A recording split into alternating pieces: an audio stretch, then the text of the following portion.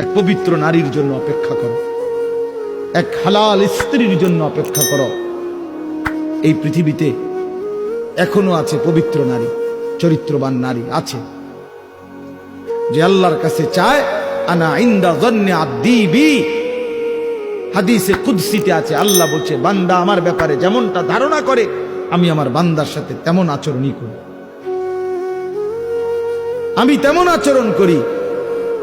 অতএব আমার বান্দা যদি দিল থেকে ইখলাসের সাথে নিজেকে পবিত্র রেখে গুনাহ থেকে মুক্ত রেখে যদি অপেক্ষা করে যে আল্লাহ আমি একজন সতীসাধ্যী নেককার চরিত্রবান নারী চাই, আল্লাহর কসম মিলেই যাবে,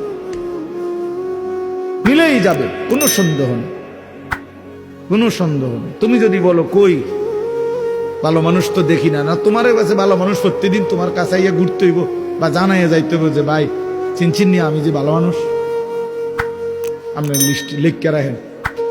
এটা কি কোনো নিয়ম হলো না কি? আপনার কাছে আইয়া সমস্ত ভালো মানুষ দেখা করে যাইতে হইব একবার আইয়া? এটা কে আইন করছে? এটা কোন আইনের কথা? অনেক মানুষ দেখেন না চা দোকানে বৈশা বিড়ি খাইতে খাইতে করতে ভালো মানুষ আসেনি অনকেন না করতে পার। ভালো মানুষ তো একমাত্র আমনে চাচা, পৃথিবীর শেষ ভালো মানুষ তো আমনে। আমনে এই যে বিড়ি খাবি না, আমনে বিড়ির গন্ধে কাছে যাওন জানা, আমনেই পৃথিবীর আখেরি ভালো মানুষ। কোনো কারণে যদি আমনে মারা যান তো পৃথিবী শেষ না। এরপরে আর করতে খাইব, উনি তো টোয়াইয়ে পায় না। উনি চা দোয়ানে বইয়া বইয়া বিড়ি খায় আর ভালো মানুষ টোকায়, বেউকুফ কোথাকার। ভালো মানুষ কি আর বিড়ি খায়?